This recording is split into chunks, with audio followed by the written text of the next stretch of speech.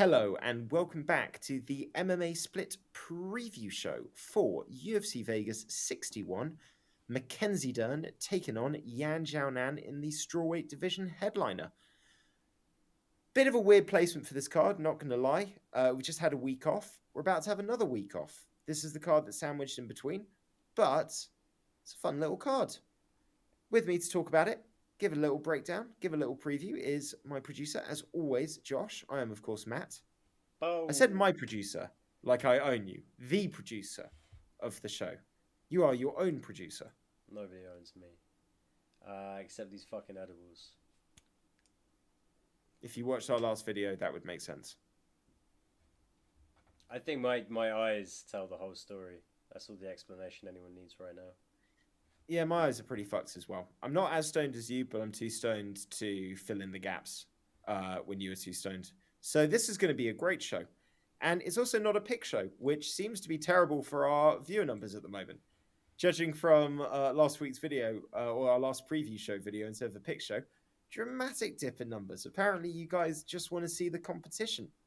But with all the gaps, with the fact that we've got another week off, and then it's Alexa Grasso, and then everything kind of kicks into gear, we're holding off on that.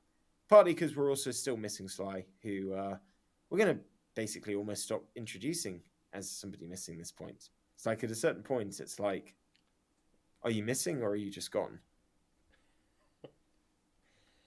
I don't know. Yeah, obviously he owes me a fiver as well. So I also owe you a fiver. I need to send you that fiver. I think you guys should just take me out for drinks. Also works. Also very happy to do that. Um, Without Sly here, we've still got pretty good card to talk about. Not the most stacked in name value, but based on the fact that every single time I say that, those are the cards that end up massively delivering. I'm no longer being negative about any cards. Every single fight has positive potential.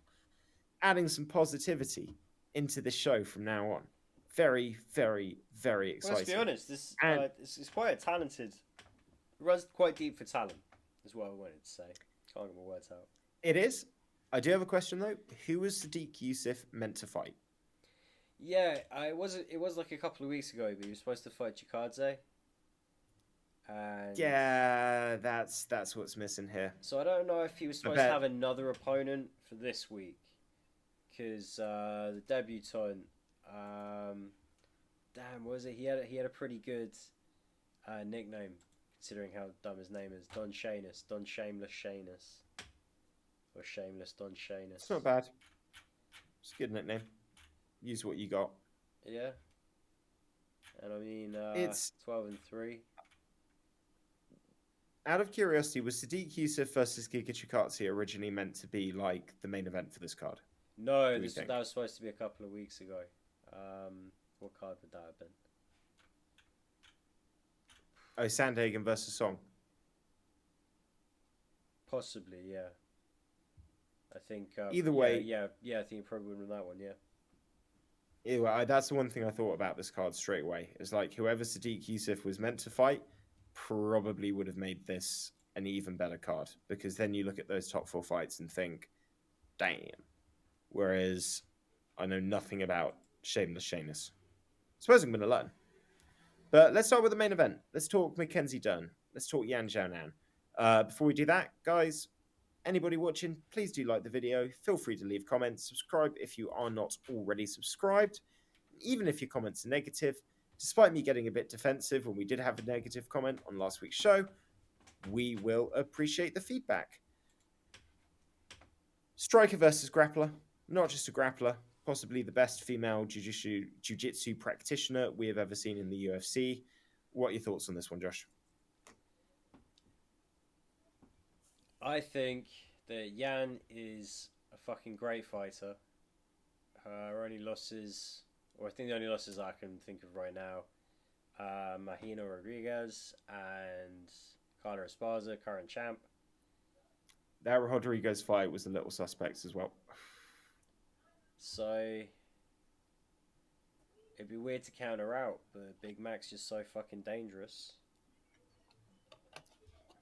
She doesn't give a crap as well. Yeah, it depends. That woman has If no she, fear of damage. if she can keep it on the feet, if she can get Dern to start throwing her hands, she's got a chance. But I think if Dern works a solid game plan, and I think Perillo in her ear probably will, I think she should get a submission in the first 2 rounds. That would be my prediction.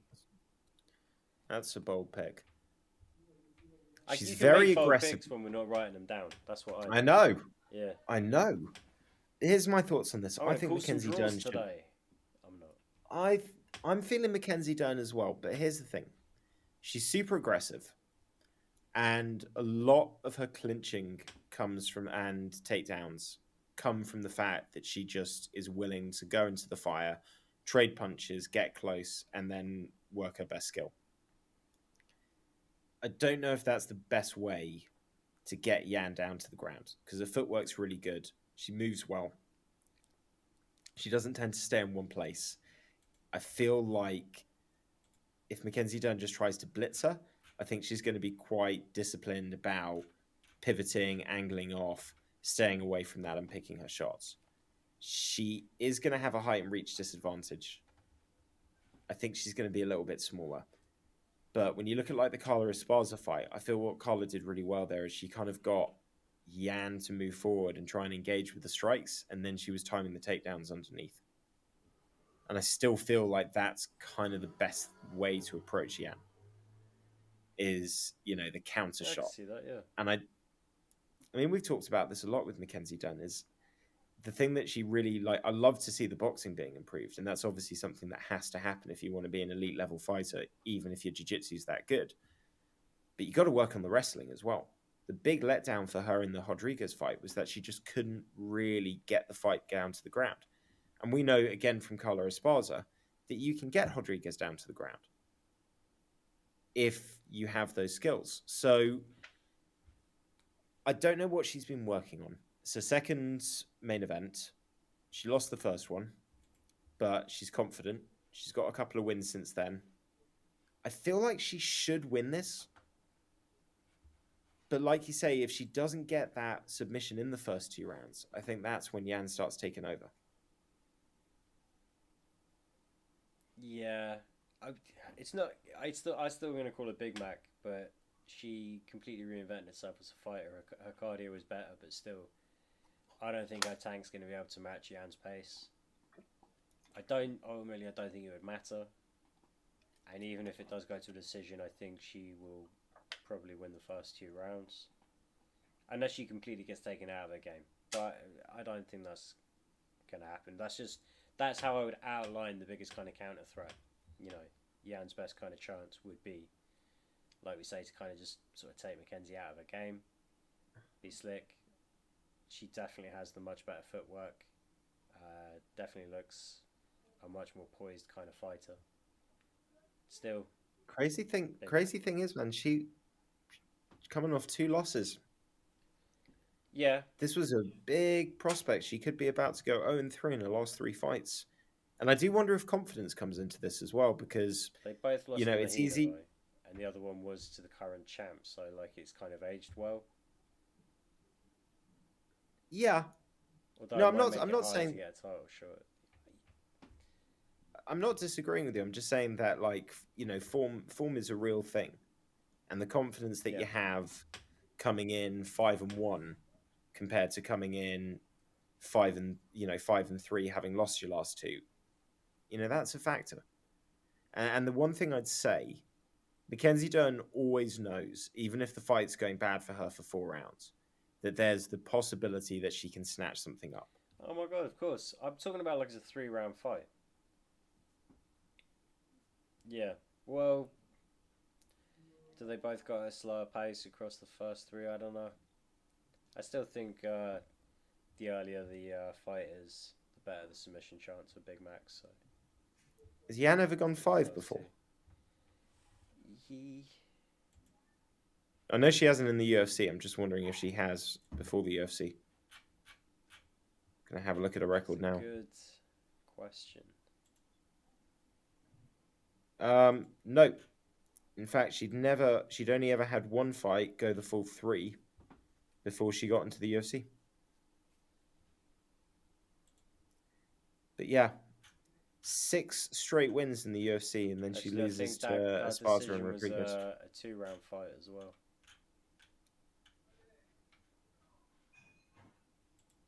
Still, looks a beast across 3 rounds. I'm Yeah, certainly. I but think she's going to be better prepared for 5 than Mackenzie. Could be wrong. it's a good it's a good matchup, man. You know what? Every time they do a main event with women's strawweight, it almost always delivers. That's true. Almost always. I don't know what it is, but it's like though that's the weight class where they really do rise to that main event status. And some of my all-time favorite fights have been fight night main events between strawweight. You think certainly Angela Hill versus the Karate Hottie, fucking great main event. Um, Karate Hottie again versus Joanna, that was a fucking fantastic fight. There's been some real good ones. Moving down, Randy Brown. Always fun to see this guy back. He's putting together a really good win streak, and I think he's starting to win you over because you kind of weren't 100% sure where he is in sort of the ranked elites, and I think his last couple of fights have kind of started making you think he's getting into that higher echelon. Yeah, I mean, even so, lost to Blau Muhammad, which, like, no disrespect. But even at the time, I was just like, Muhammad's a guy that understands how to fight MMA. He wasn't really putting it together in the same way back then, or at least he didn't have people convinced in the same way. Beat Mickey Gall, big fucking deal. Lost to Nico Price. That was the hammer fist from the bottom. But, since then, it's only a loss to Vicente Luque. He's beaten Bam Bam Barberena, Wally Alves, Cowboy Oliveira, Chaos, Jared Gooden, Chaos Chaos Williams. Williams.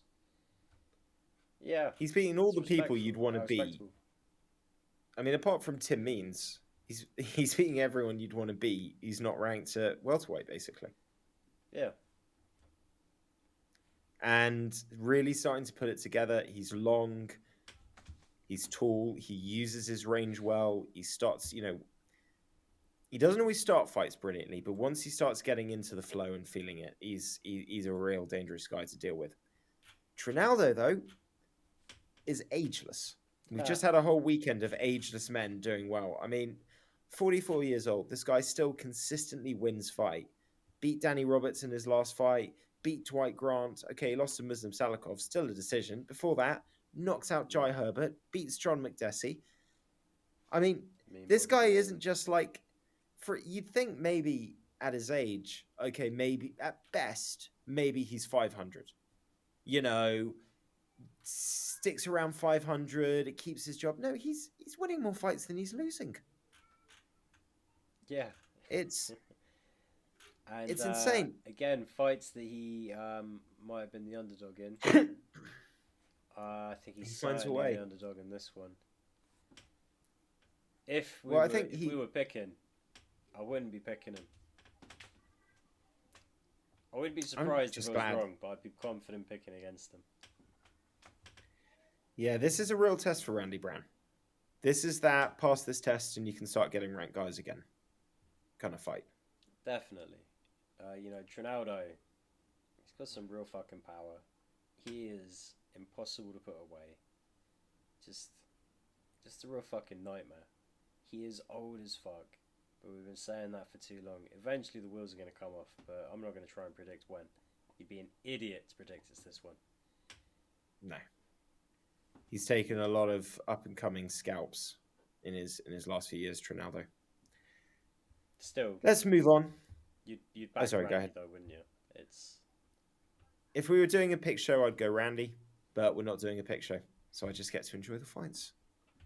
Talking about fights I get to enjoy, Raoni Barcelos taking on Trevin Hands of Stone Jones, which is not his ring name, but it fucking should be.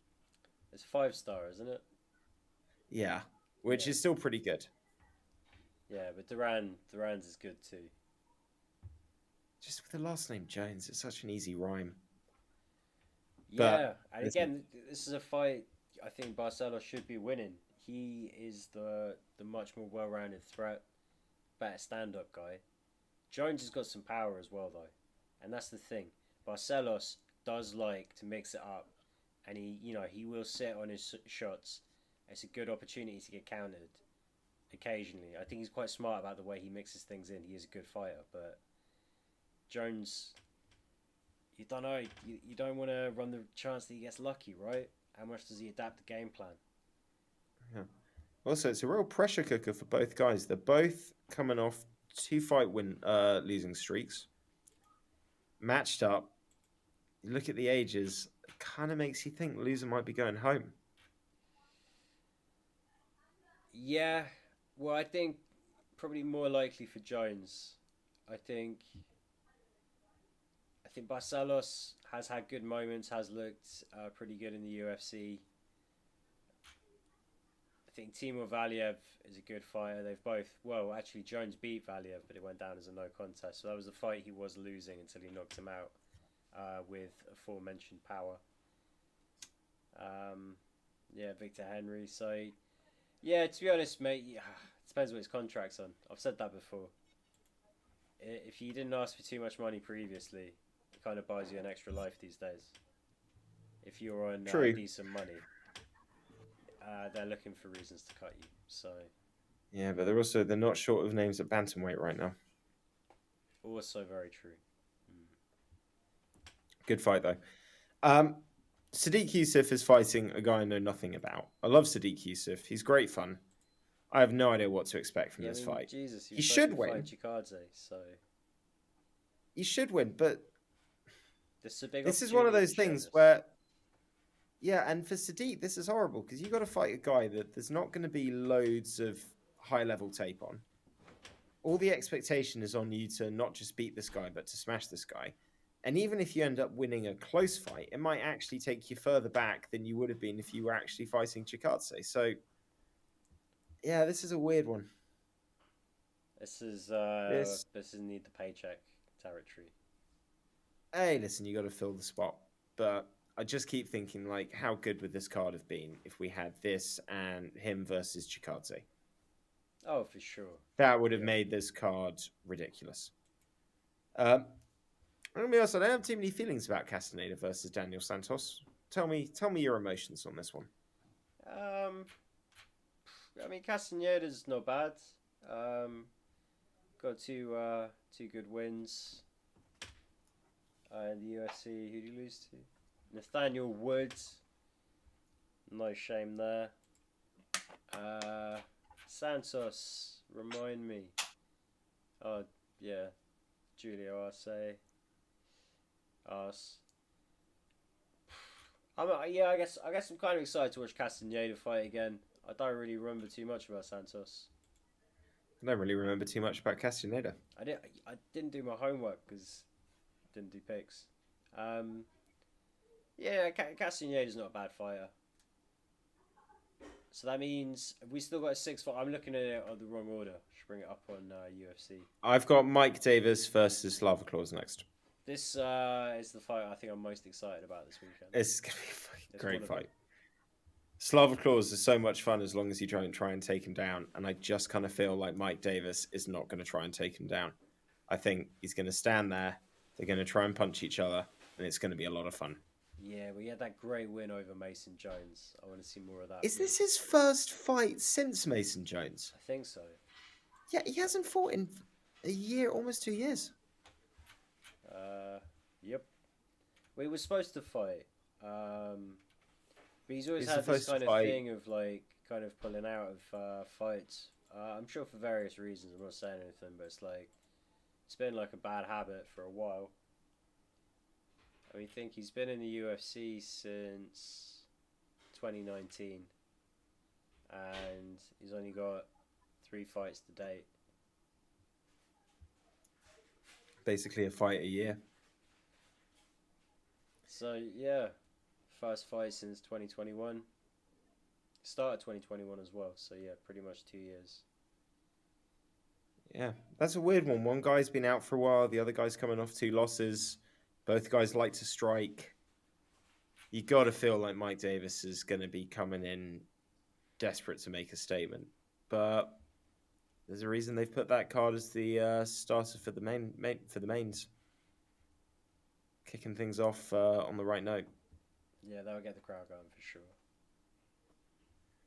Let's run through these prelims a bit quickly. Latifi versus Alexei Olenek. Man, Olenik's old, but I feel like Latifi's just going to put himself in trouble. Like, that's the trouble that Latifi's got for this fight, is he likes to wrestle, but he might have to not do that. It would make sense for him to try and be quick on his feet and keep the fight standing for 3 or more minutes. At which point, Olenek will get very very tired. Just don't let him pull guard at any point. Easy, not easy, but you know what I mean. Simple. Yeah. It's a very basic game plan. Keep it on the feet. This guy can go for 3 minutes at a slower pace, 3.5. He hasn't got a lot in him. No. Jessica Penne taking on Baby Shark. Feel like Baby Shark's got this. I think probably. Well, I wasn't sure on Tabitha at the start. She's fucking tiny for the division, but the name kind of works. She's tenacious. I just hate the fin thing she does when she walks out. I think it's so fucking stupid. I don't like. But she walks out to Jaws. She walks out to Jaws, which is kind of fun. Jessica Penne, just a bit long in the tooth, really. Yeah, it's the fairest thing to say. Great fighter in a day. Still capable of a very good performance. Just think Still Reach good. will probably be a bit too much of a hustler. She'll keep that low center of base. I think she'll just be able to kind of control most of the grappling exchanges. I agree. Joaquin Silva, Jesse Ronson. Haven't done my homework. Don't have too much to say on these guys, really. Yeah, Jesse Ronson. Oh yeah, no Dolby fight. Why did that become a no contest? And that's the Rafael Garcia as well. Tested positive for a metabolite of the banned substance manteninone. That sounds bad. Well, that's because I didn't know how to pronounce it. I pronounced it badly. But yeah. Yeah, but as soon as you say once you say metabolite, it's, they're not getting caught for cocaine.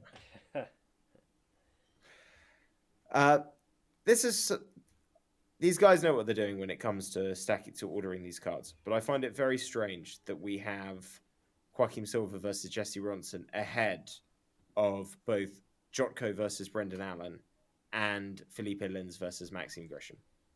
That seems strange to me. Yeah, I also wouldn't be surprised if the prelims order kind of changes over the week. It has been known to do that, as we are recording on a Tuesday with a lot of time in between. But yeah, this fight again could be a pretty good fucking fight. Depends which Jotko turns up. Brendan Allen. I think he's had he's had some great moments. He's had some bad moments. Yeah, who the losses? Chris Curtis. He's on a 2-fight win streak since. Yeah. Sam Alvey, Jacob Malkoon. The Malkoon one I thought was that could have gone either way. That was a close fight. I think we all felt that way. Although I remember I did get away with that pick.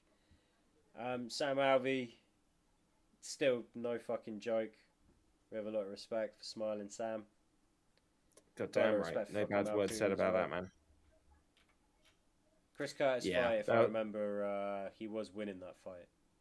And then Curtis... He was. Well, Chris Curtis is a dangerous man. Yeah. Maxime Grisham versus Felipe Lens. You're excited about light heavyweight Lens? Yeah. Yeah, and I think good reason to feel that way. Who was his debut at light heavyweight against? I've forgotten already. Was somebody half decent? Muslim Pratt. William Knight. Wait. What record have you got up? What, for Maxime Grisham? Oh no, Felipe Lins. Oh, sorry. I thought you said who was Maxim Grishin's last fight No, his at light last heavyweight. his because obviously this is Linz's second light heavyweight fight in the UFC. Won his first. Yeah, Maxime was Martin Grishin's Pratchett, solid fucking guy at this weight class. and his last fight wasn't light heavyweight. It was booked at light heavyweight and then became a heavyweight fight because Fatboy Knight missed weight by that badly. Yeah. Uh, I remember now. I remember Is he had a chance to put away Jacoby in the first round of their fight, but kind of just gassed a little. I think that's his only loss at light heavyweight. So, yeah, I think he's a decent guy. Maybe just a little low. Is Chelsea Chandler versus Julija Stoliarenko still on? Because I'm looking on a card that has it both listed as cancelled and still going. I haven't seen it as cancelled. So let's take a look. Chandler was supposed to be fighting Leah Letson. So I wonder if they had different. Maybe she dropped out. I don't know when, but yeah. So this is going to be a catch weight 140. Okay. So I guess Stoliarenko is Short just jumping notice. in. Guess she's jumping in. Get a She's the win one that streak had the going. real bad weight miss, didn't she? Well, she knows she made weight, but then she passed out, or she yeah. missed, and then she fainted, like on the scales. That's She right. But made then weight on she like the second attempt. correct and fainted again. Beat Jessica Rose Clark though in the last fight. I remember that submission. That was nasty. Yeah, took that arm home with her. Pretty much. And Randy Costa fighting Guido Canetti, which is a really good fight. Although, again, there's a couple of these fights on here with guys that I like, but you look at and think, man, loser is not, it's not looking good for him. I mean, Randy Costa came in with so much hype, and then he lost to Yanez and Tony Kelly back to back. All of a sudden, he's under the cosh. Guido Canetti, I don't think, is under pressure. I'm pretty sure he knocked out somebody. Damn, who did he fight? He knocked out Chris Martinho. Moutinho. Yeah. Yeah. But before that, it was 3 losses. And fair enough, it was Manaboy, Batgarel Dana, and Marlon Vera. It's good names. But yeah, he's got a lot of losses in the UFC. 1, 2, 3, 4, 5. 3 and 5. Yeah, so that fight's starting up. I mean, that could be loser goes home early. I think so. I think both these boys probably got in at the right time with the UFC. So don't know how much they were worth at the time. No, but what I mean is, as in they could be going home early. As in they're the first fight on that. This is going to be like 1:00 in the afternoon Vegas time, or 2:00 in the afternoon Vegas time. Like that's a hell of a time in the day to fucking lose a job. No, you've probably lost your job. Time will tell. I feel for him. It's a good card. I know they've got a really busy period coming up. I find it a little surprising that we've had a week's break. We've got this one card, then it's another week's break. And this isn't maybe just a tiny bit more stacked. Like, I still think we're going to get some really good fights. But usually when we get these breaks, it's kind of done. And then they sort of try and load everything up in that, once they've sort of given everybody a pause. But then again, you look at it and it's like after next week break, then it's Grasso versus Araujo, great main event. UFC 280, absolutely stacked. Qatar versus Allen, absolutely stacked. UFC 281, absolutely stacked. So they've obviously got a period that they're going to be pretty damn busy with coming up. But I don't know, let me ask you this, would you have preferred to have MMA or UFC this weekend and then a break next weekend and then it kicks off? Or would you have preferred to have a 2-week break and then just go into a full slate? I don't know. I was quite happy having Bellator last weekend. This weekend we got the UFC and Bellator. Both of them have got some decent fights on. I'm quite happy with it the way it is. I think, Josh is happy. yeah, PFL's coming up. Like, we've got like another UFC break in November, but you've got Bellator and PFL on. There's a couple of ONE FC cards this week as well. I think one of them actually starts late enough that I might actually be waking up a little after the prelims start. So I'm actually going to check that one out as well. So Josh is happy. Fight fans should be happy. Plenty to watch. If you are wondering about our opinions on Bellator, check out the video that would have been released previously to this one, titled Bellator Breakdown. It's also kind of an MMA podcast, our non-MMA podcast, so we talk a little bit of everything. But it's also a good time, so check that video out. That one's going to be coming after, so you've got time to redo the thumbnail. I appreciate that. I'm also completely fine with shamelessly misrepresenting it. Yeah, I'm actually, the idea of shameless misrepresentation is growing on me. If we could maybe just put it in, so have the same thumbnail, but then maybe describe it as the MMA show and all the different things. Is going to explain everything. I meant in the title. So we still keep the thumbnail, but the title can say Bellator Breakdown /MMA podcast. Yeah. Boom. And we're all good to go. Also, I remember the last time I said that I was going to work on something the next day before a cutoff point, and what instead happened is it completely slipped my mind the moment that I stopped recording with you until I saw the video uploaded and was 10 minutes out of my house. So I'm not making that mistake again. Yeah, guys, enjoy the fights. Thanks for watching. If you made it this far, like, subscribe. To be fair, if you've watched to the end of this video, you probably subscribed, but leave a like anyway and a comment. And guys, have a great week. Bye, Dave. Bye, Laura Retriever. Bye, Laurie. Bye, Dave.